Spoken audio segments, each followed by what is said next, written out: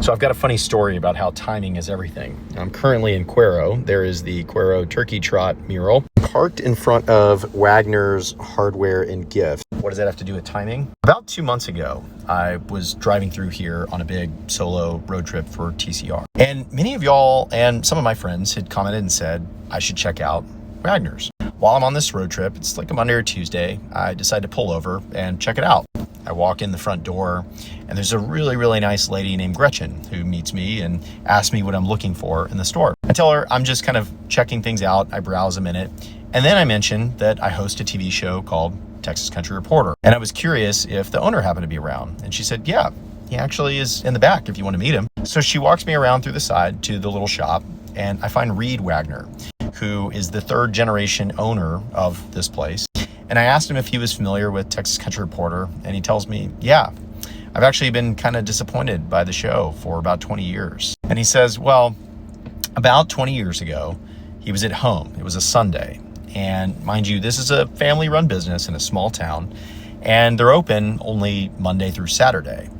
He gets a phone call on a Sunday afternoon, and it's one of his neighbors, one of the business owners here, and they tell him, hey, Bob Phillips is on the front porch of the hardware store looking in the window. I think he's here to tell a story. And so Reed throws some clothes on, rushes down here as fast as he can, and by the time he gets here, Bob's gone. And Bob did used to tell some stories that way, where he would just drive through town, find places he thought was interesting, and tell the story right there and then. And in this instance, it was just a missed opportunity. And so ever since then, they've still loved the show, but they were disappointed that as a business and a family, they missed the opportunity to tell their story. Until about 2 months ago, I said, I'd actually love to tell a story on this place. This place is awesome. And I asked Reed if he'd be open to it. And he said, yeah, I'd love to turn my frown upside down and actually finally get that story told. He said, though, I'm not much of a interviewee. Are you okay with that? And I said, yeah, I'll totally make you feel comfortable. It'll just be a conversation. That's exactly what happened. I just had the best afternoon with these folks.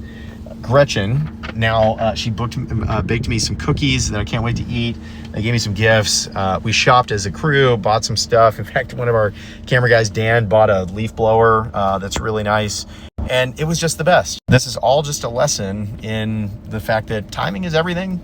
And sometimes the best things happen when you just pull over on an unplanned visit to some place you'd never been to before. So I look forward to having you all meet them and love them as much as I do later this spring when their story finally airs. In the meantime, my name is JB Salceda, and this is Texas Country Reporter. Adios.